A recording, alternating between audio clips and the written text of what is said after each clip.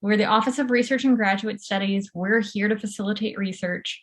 And so I just wanted to give you a little synopsis of who we are first, and then go into what it is that we will look for from you.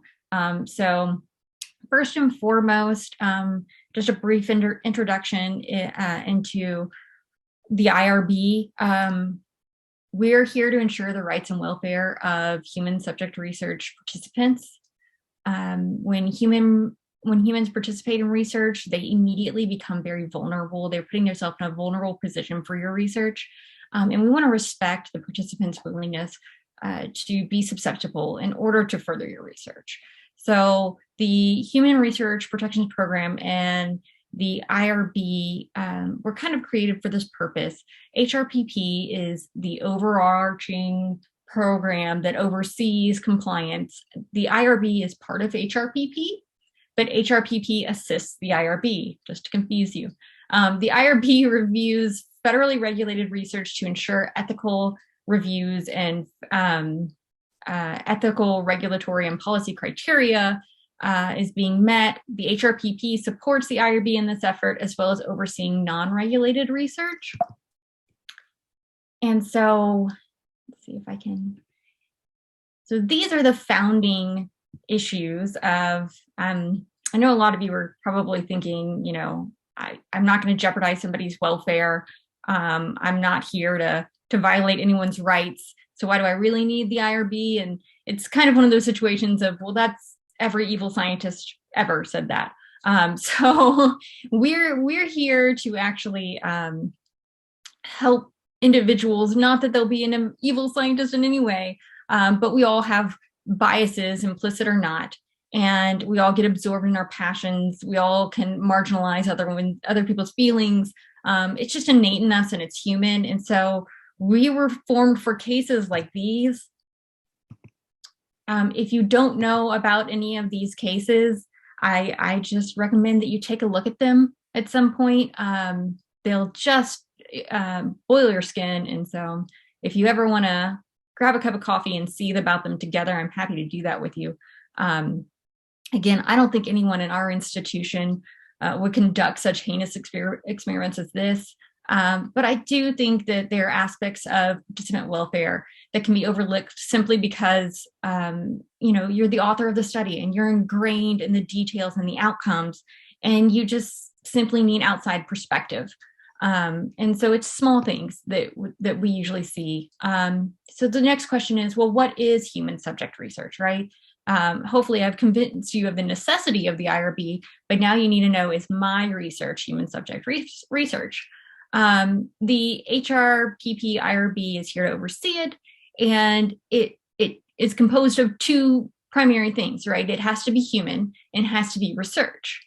So to be research, it has to be a systematic investigation and it has to be generalizable. And to be human, a study is obtaining data from a living individual through intervention, interaction, or identifiable information.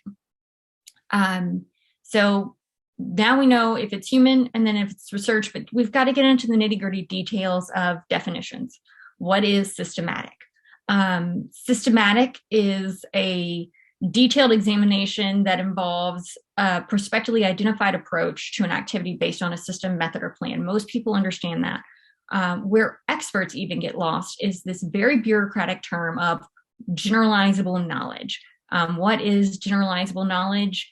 It's when your data has to be intended to do one of the following, and it's these two down here.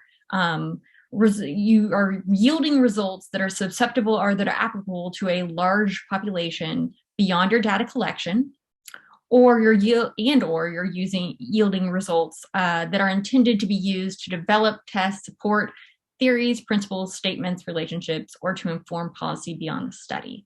So it's the broader aspect of what you're doing. It's not, if you were just intending to better your program, then you're not doing research. You're just trying to do a program evaluation of what you're doing. If you're intending to change law, then you're doing generalizable knowledge. And so depending on if your investigation is systematic on that, you would be doing research. So we know, let's see,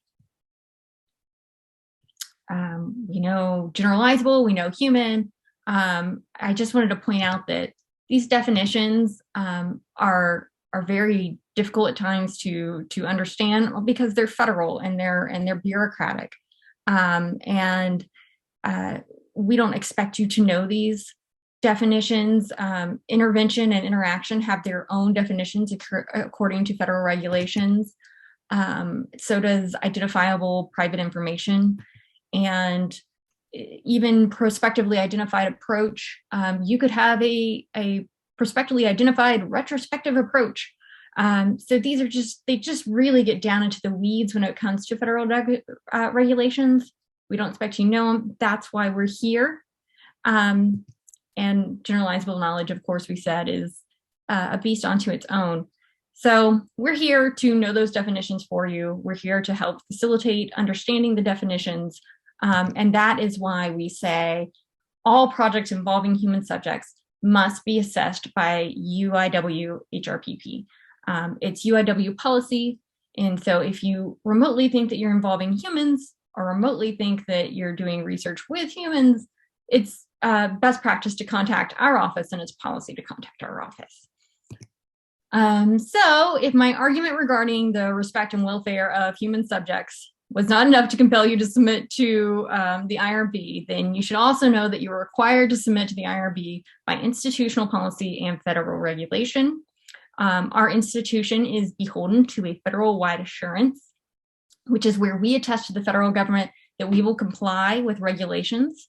The FWA is the shortened term for federal-wide assurance, and occasionally you'll hear us throw that around. It allows our research to receive federal funding. Without it, we're not permitted to receive grant funds from the federal government. So it's very important to us. It's also, just as a member of our institution, we support the university's mission, which is aligned with the principles of the IRB to respect people, for beneficence, and for justice. So for those reasons alone, it's you one way or another, whether it's through your heartstrings or it's through policy, you have to submit to the IRB if you're involving human subject in your research. So now that you know that you're going to submit to the IRB, a frequent question that we get is, who has to be on my protocol? And the answer is anyone that is engaged.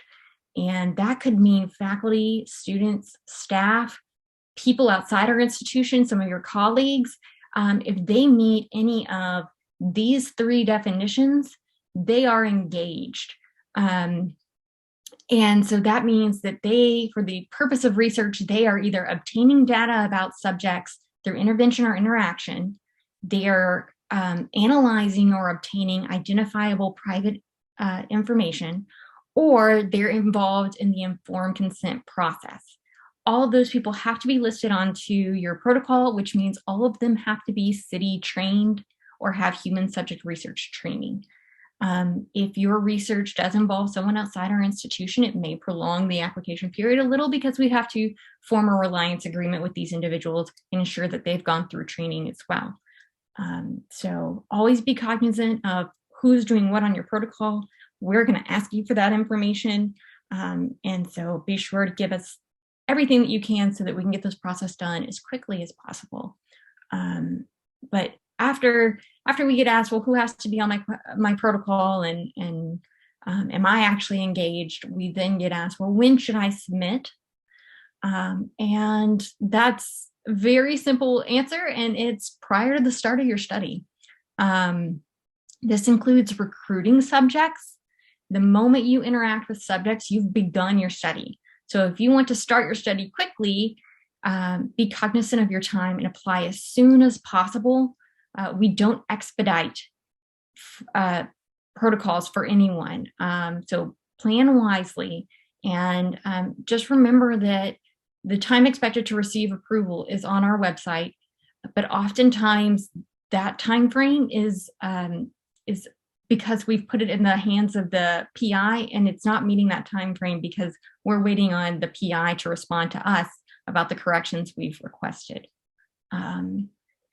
So the next thing that we often hear, well, hopefully not often, but it is a potential, and I am always weary of it, is, oh, Carrie, I've already started my project, and now I've been told that I need an IRB approval. And oh my goodness, the IRB does not render retroactive determinations. And what that means is, as many of you either know or will find out, your UIW graduate dissertation, by UIW graduate dissertation policy, if you have human subject research, you will have to have a determination letter, even if it's non-regulated, in your dissertation. So I have this looming fear that one day a student will submit their dissertation, and in it they will be asked, where is your IRB approval letter? And they will come to me and say, can I have one, please? And I'll be able to offer you nothing but a shoulder to cry on.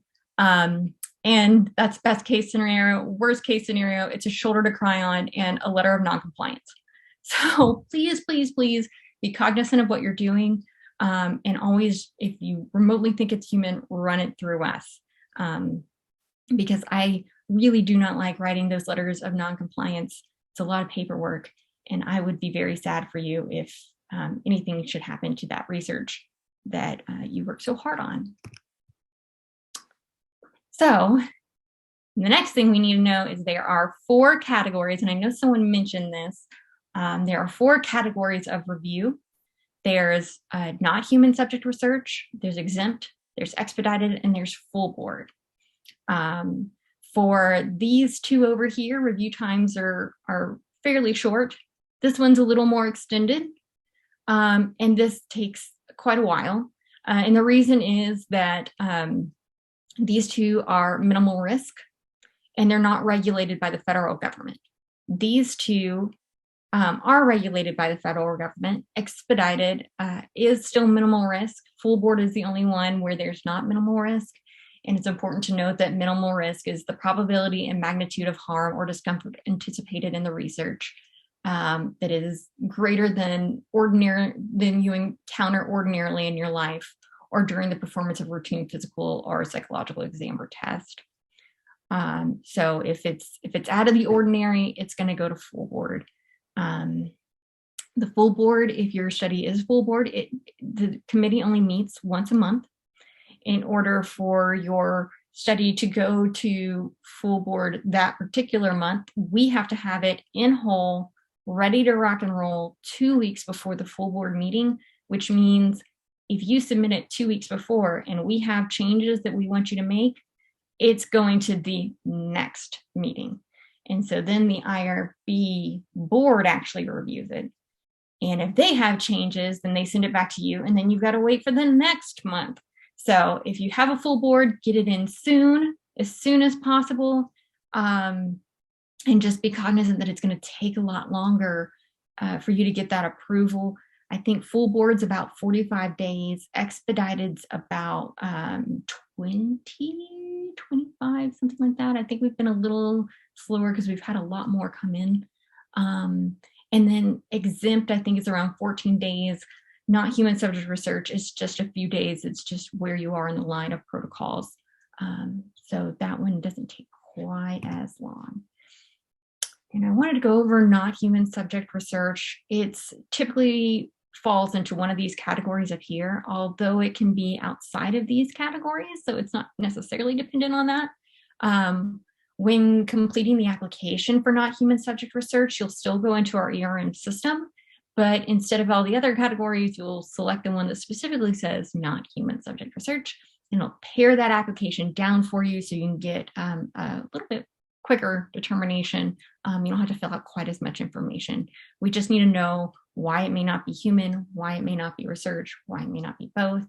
And if you're ever doing a class project, just be sure to explain to us exactly what is in your class project.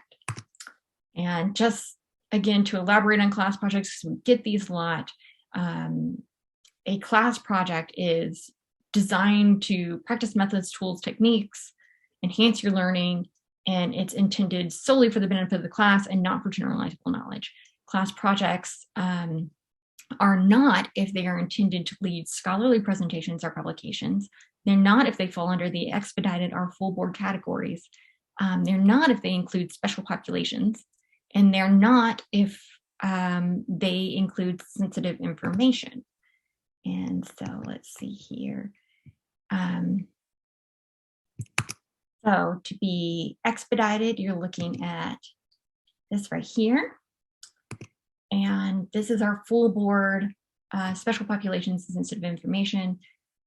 If it involves special populations, it's automatically going to go to full board, and that includes minors, fetuses, pregnant women, prisoners, and individuals with diminished capacity.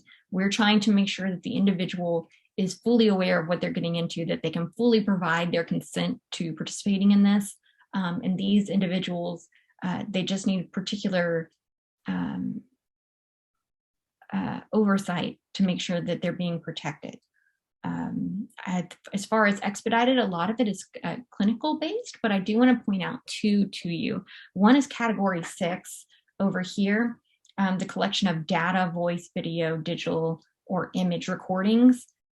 Some exempt, as long as it can be completely de-identified, can have voice and a little bit of image, not often image.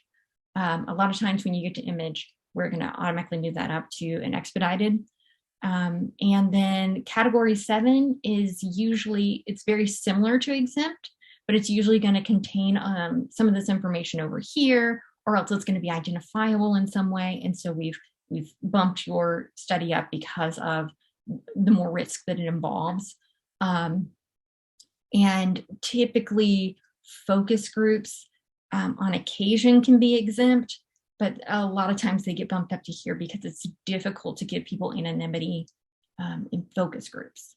So I just want to make everyone aware of that, and just know that full board is anything that is greater than minimal risk and doesn't fit into any of the other categories. So if you just have a really off the wall project that doesn't fit into these categories, it may not seem like it deserves full board, but technically it could go to full board. And so here we go to exempt, and I wanted to hit on exempt for you a little bit more because I know a lot of projects end up falling into these categories. And so we have 6 that we acknowledge here at UIW. There's 8, and we're looking into opening up the other 8. The other 8 are more involved into, or the other 2 are involved more into broad consent. So these are the primary ones that most people fall into anyway. Category 1, a lot of you may actually do, and it involves instruction techniques and methods in a classroom. Just know that if you're involving minors, we're bumping that up and it's going to take a little bit longer. Category 2, most of your studies may fall under this too. These are 2 popular ones for what you all are doing. Keep in mind that conducting focus groups, again, may be difficult. Also understand that educational tests in this involves things that are diagnostic, cognitive, aptitude, and achievement. So you can conduct a study on reading comprehension, and also public observations. I want to hit on those a little bit. There are some recordings allowed in public observations as long as the individuals can't be identified. To be observational, you cannot interact or intervene. It's just watching. Also, be aware that to be public, it's a specific definition. It means that the observations are in no way felt private. So it can't be private behavior in a public area. That would not fall under exempt. Private behavior is when an individual reasonably expects that no observation or recording is taking place and information is collected would be public. Public places where private behaviors may occur are restaurants, airports, churches, sports venues, hospitals, schools, anything along those lines, even our own university. Those are still private, public areas with expectations of privacy. Let's see, category 3, The interventions here must be brief. They must be harmless. They must be painless. They must be non-invasive. They cannot have long-lasting impact, and they cannot be offensive, and they cannot be embarrassing. So if you're going to do something like putting a wearable device on someone, that's collecting too much identifying information, so it won't fall in there. A good example would be to do music on test takers, or how color in a video affected comprehension. It's just really important for this one that it's regarding the behavior of what's happening, because it must be brief and it must be harmless. Exercise is not allowed, so don't ask them to do push-ups or jumping jacks or anything like that. Category 4, it pretty much sums it up on its own. It's secondary research that's using identifiable information. So it can be publicly available. It can be recorded so that subjects are not identified. It could be collection and analysis involving health information when it's regulated by HIPAA, and it can be, well, let's see, research information collected by the federal government. So it's definitely, it has to be secondary in nature. You're not the one collecting the original data, and it's slightly identifiable in some way. Category 5, I don't imagine any of you are falling into this category. I haven't seen it come through yet. It would be that the federal government, you're working on behalf of the federal government. Perhaps some of you are. I don't want to assume anything, but I haven't seen that one yet. And then category 6 is taste testing. It has to be explicitly to the quality of food or the tasting of food, not to how people feel afterwards or what energy they have afterwards. So most of you probably won't be doing category 6. And I put up some examples. And so again, category 1, you could evaluate standardized testing. You could test particular curriculums when you compare them, and you could do a program evaluation of continuing education, that type of thing. Category 2 is surveying. You could survey anyone about a particular technique they're using in their classroom. Nurses and doctors and teachers could, or nurses and doctors could do something about a physical technique that they do. Interviewing, managers about their best practice, interviewing teachers about what they've seen works in their classrooms. And then you can conduct, again, a focus group about their experience in a particular area, but you have to be very careful about collecting identifying information, sensitive information, and how these people identify in the same room with each other. A lot of what we're doing is about anonymity and about protecting the welfare of individuals. And then also you could do something where people are solving puzzles in category 3, or playing a particular game, or exposed to whatever stimulus. And then we have several other examples if you choose to go down categories 4, 5, or 6. And before we get into what the actual protocols look like and what the system looks like, I wanted you all to be aware of what we have to attest to when we approve your IRB protocol. So the HRPP IRB has to, by federal regulations, attest to the fact that the risks to the subject are minimized, the risks to the subjects are reasonable in relation to anticipated benefits, and the importance of the knowledge expected to result. The selection of subject is equitable, informed consent is sought, informed consent is documented, adequate provisions of monitoring data, and adequate provisions to protect privacy of subjects and the confidentiality of data. And so I have a protocol up for us, and I'll give you a little, just a little look at, can you all see this okay? No? Not doing it. Here we go. So this is the main screen that you'll get into whenever you log into our ERM system.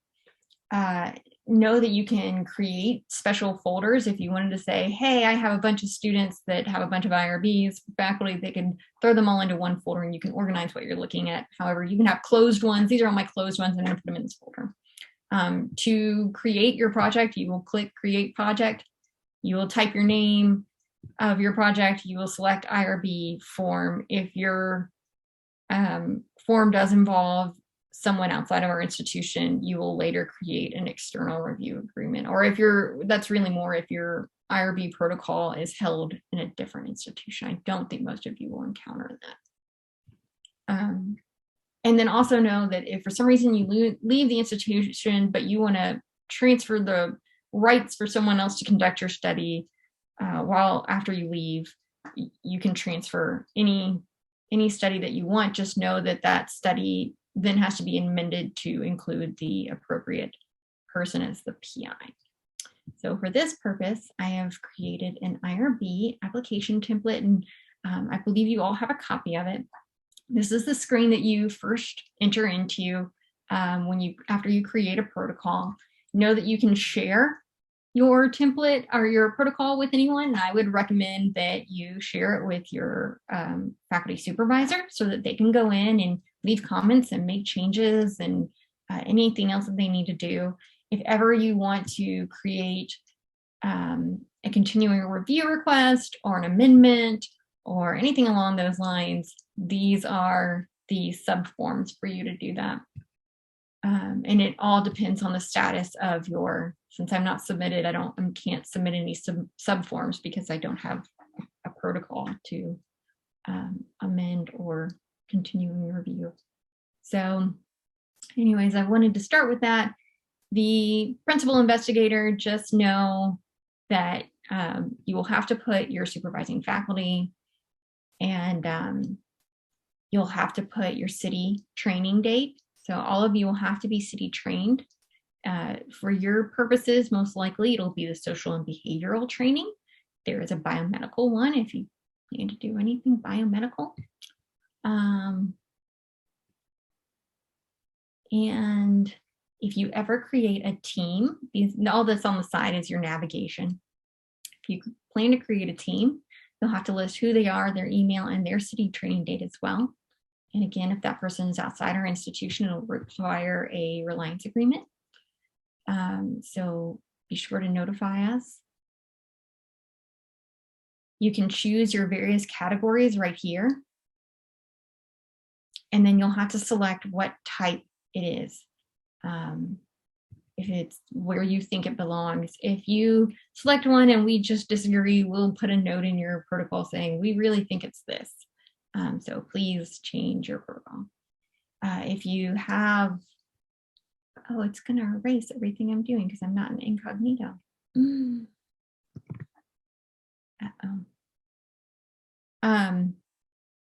If you have funding, you'll have to let us know what that funding is. It's required because there are additional regulations that are involved with funding. And I'm going to try and open an incognito window real quick so it doesn't erase everything that I'm doing.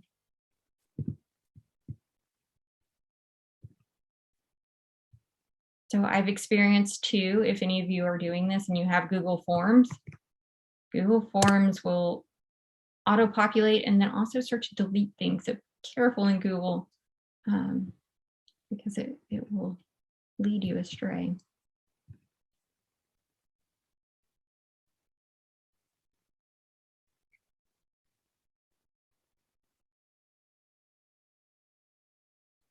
There we go.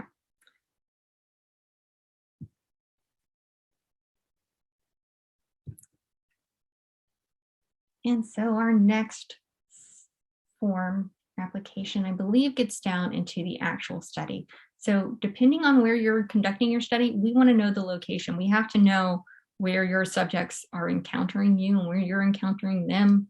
So that means name of the business, address, zip code. If you're conducting it off-site, we're probably going to say, do you have permission to conduct your research? If it's an interview at Starbucks, we probably won't ask for Starbucks permission. If you're actually outside HEB getting people to try and answer Surveys, we're going to say you need to contact HEB that you can approach their customers in their parking lot. So it kind of depends, but most likely we're going to say, do you have permission to be there? If you're doing an international protocol, you're more than welcome to do so. Just know it usually takes about 6 months for those to get approved.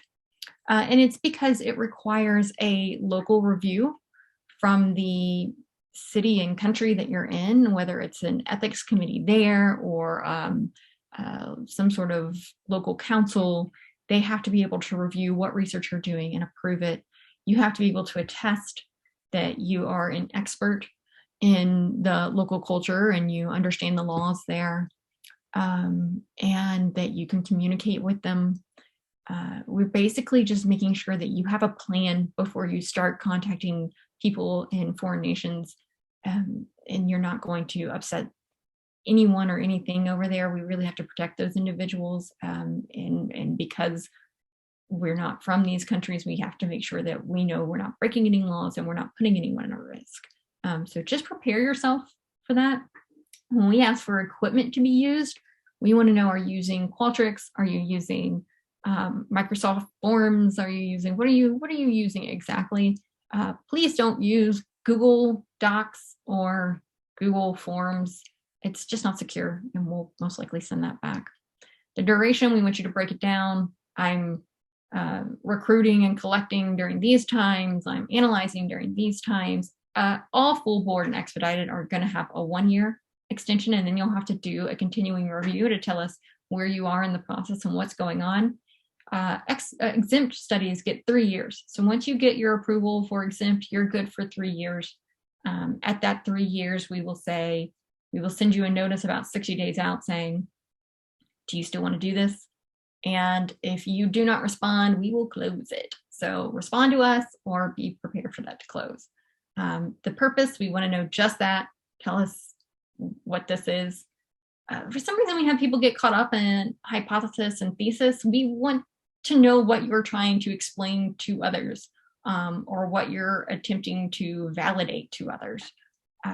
So I don't know, sometimes we have a lot of research. A lot of times people put a lot of questions on there as if that's what they're going to test to get their thesis. That's not in fact their thesis. Those are just the tools you're using to evaluate the information. So if you run into issues with that, feel free to give me a call and we can kind of work on it together. And then analysis, we just need to know what methods you're going to use to analyze that thesis statement. For background and literature review, non-regulated and exempt don't necessarily need this.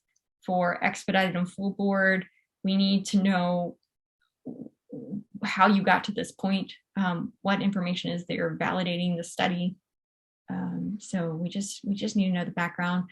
And I've had a little bit of trouble with significance lately too.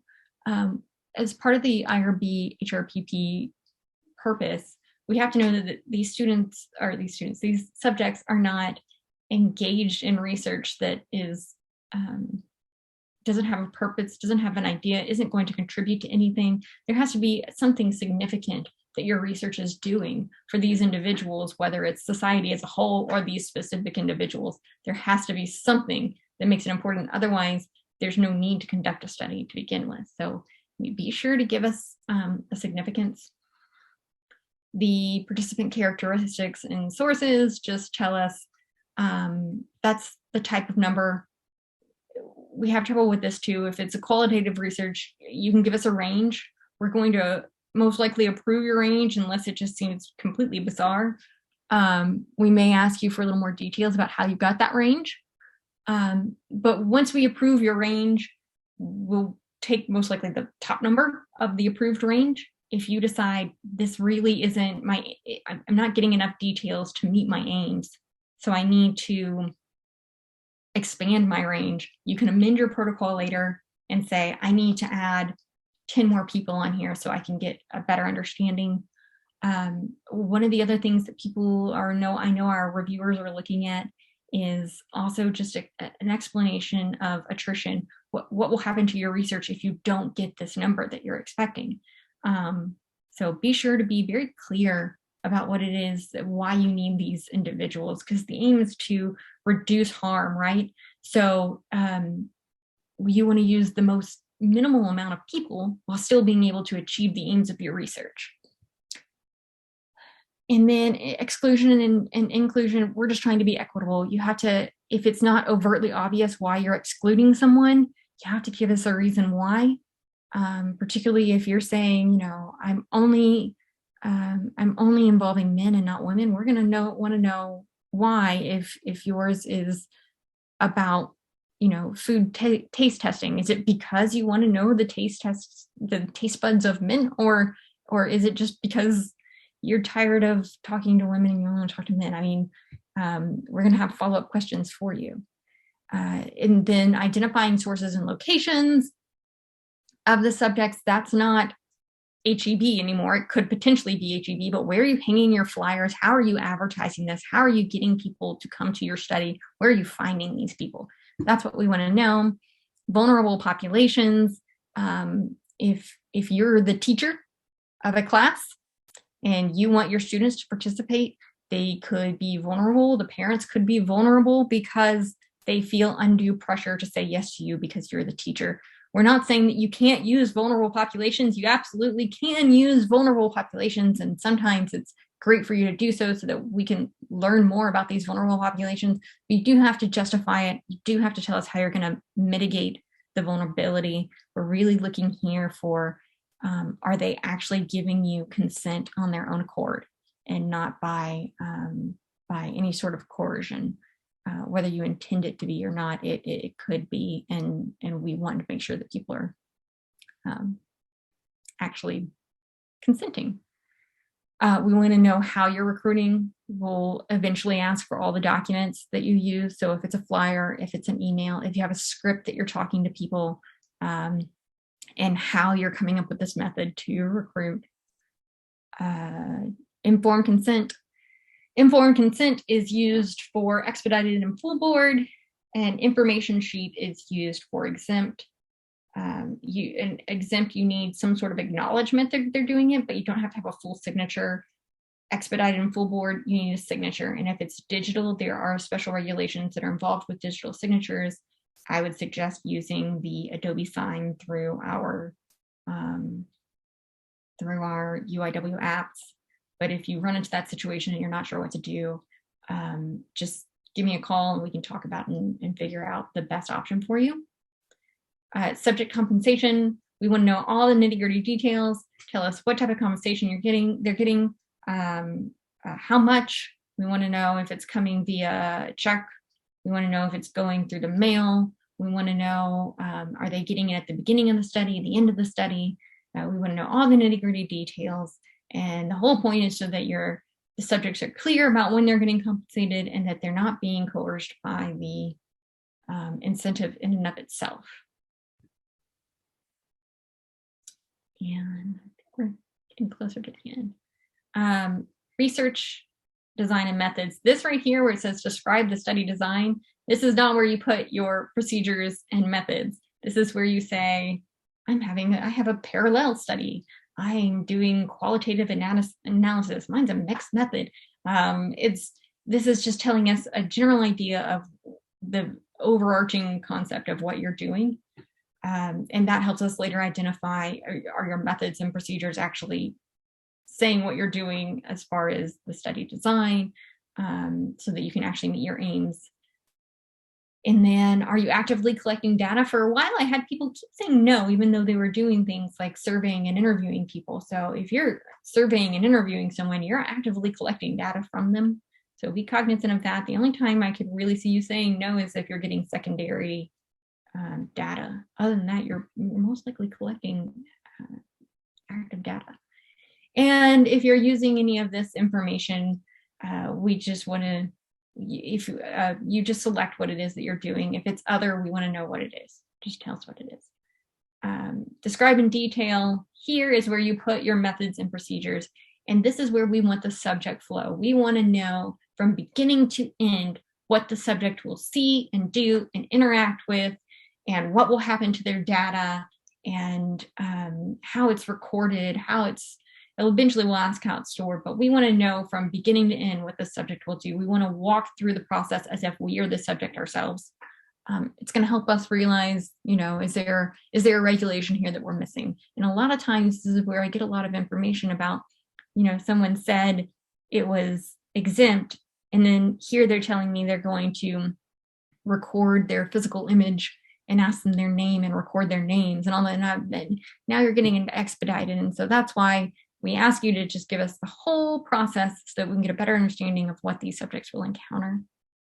And then identify who all will be on there. The idea is that if you have a study team, you're using the minimal amount of study team, so it's the minimal amount of people actually interacting with the subject and having access to their data. Secondary data, tell us where you're getting it, tell us who it involves. We just want to know the details and that you have permission to actually utilize it. If it's public, it's public. If it's, an association is sending it to you, let us know that association has said, yes, I am actually sending this to you, and you're not, taking it from their website and they had no intention for it to be used for research. If there are restrictions, let us know, and let us know what fields you're actually studying.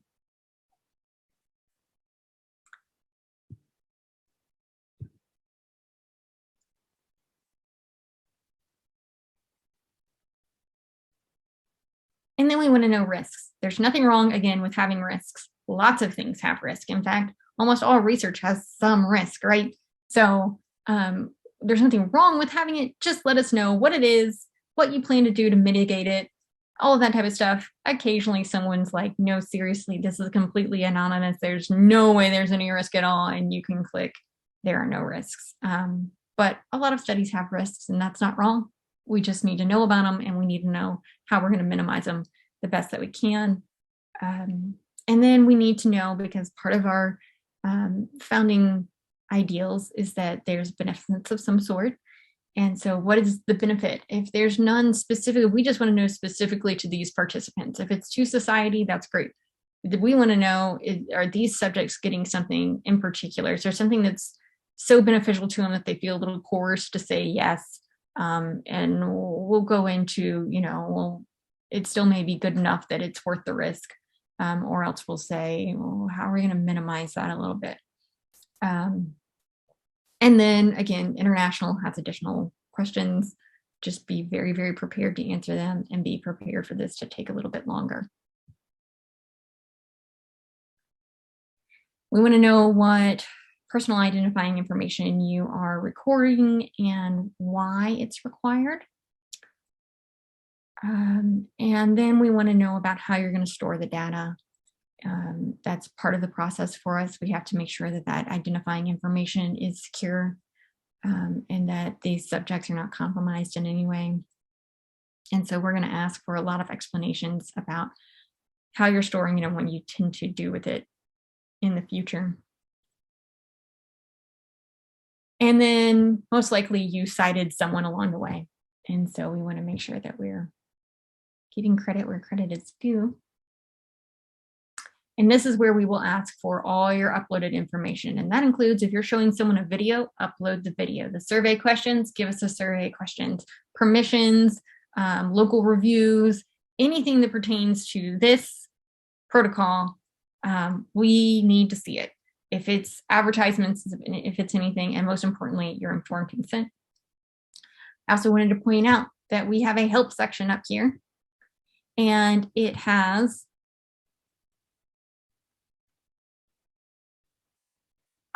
user guides, trainings, who we are. It has templates that you can use for informed consent. Currently, that's the only thing on there. I hope we can upload some more. And then just some frequently asked questions.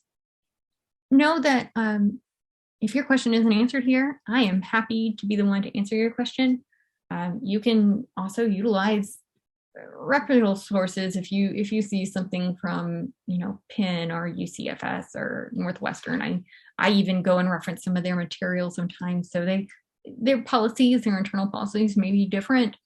So use a little bit of caution, but the overarching principles are usually about the same as ours. So if they're just providing you more clarity, then what we're providing, there's nothing really wrong with that. So these are various tools that you can utilize, and that was running through the protocol. We're done with that. We can go back to our slideshow. I wanted to hit on our consent form. It's one of the first things a lot of reviewers will look at. And so I want to make sure you have a good understanding that consent forms must be written in plain language at an 8th grade reading level. And unless it's an exempt study or there's a waiver to document consent, there has to be an actual physical signature on there. The first thing that you want to do is have your study title on there. You want to make sure that you have points of contact, both for yourself, your faculty supervisor, and for us, so that if anything happens, the subjects have a way to contact you. Subjects have to have a copy of their signed consent, or at least of the consent, even if it's not signed. There must be a statement that this is research. It must include the purpose of your research. They have to understand how long this is going to take them. Are you going to contact them multiple days? Is it going to be an hour each day that you contact them? They just need to know what they're getting into. Be sure to have a description of the procedures to be followed so that they can understand it. Make sure the participation, they know that the participation is voluntary, that they can stop it at any time, and that if they choose not to participate or if they choose to stop it, that it will not in any way have a negative effect on them. And then also be sure to describe the risks and benefits, a description of any reasonable foreseeable risk, a statement describing, if any, the potential confidentiality issues, describe the benefits to the subject that they may receive, and then a statement that identifiers may be removed from the identifiable private information and could be used for future research. If you choose to use it for future research, you're going to have to have that statement on there, and they're going to have to agree to it, or else let them know it's not going to be used. And lastly, no informed consent, whether oral or written, may include exculpatory language. And what that means is that you cannot include in your consent or orally or indicate in any way that the participant is waiving any rights to participate in your study, or that you're releasing yourself or the institution from any sort of liability. So be sure, if we see that, we will immediately send it back. So now that I have enraged you with the atrocities of research, and I've confused you with federal definitions, and I've disheartened you with all the work that you're going to have to do to put in an IRB, I wanted to leave you with, please, please, please do research. It's a wonderful thing. It is through research that illness is cured, that social justice is advanced, and that lives are improved without questioning the status quo, without inquiring about the unknown, without analyzing everything that's before us. Society just doesn't progress. And it's through research that we become a unified people, all searching for the betterment of humankind. And we'll succeed in that effort, but only if we ingrain respect, beneficence, and justice into every aspect of our pursuit for knowledge. So please, please, please do research, but just do research right.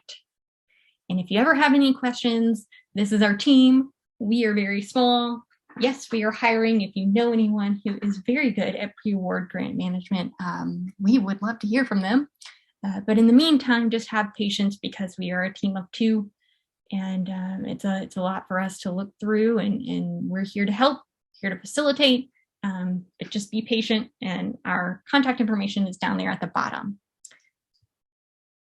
So if you have any questions, I am here to answer anything for you. I know that was a lot of information, and I'm sure you've probably heard enough of me talking.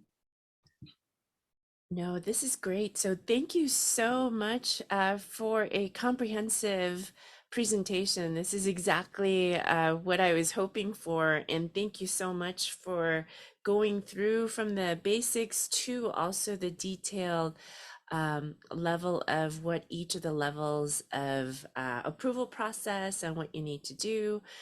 So what I'm going to do is I'm going to stop the recording, and then what I'm but before I stop the recording, I want to just make sure that I remind all the students here that the federal regulations change, and sometimes these guidelines may change depending on what's been approved and what type of study that you're conducting, etc. So always check with the IRB office to make sure that you're up to date. What she presented is good right now, but it's always good to always double check because, as you know, things always change, right? So thank you again. I'm going to just stop the recording.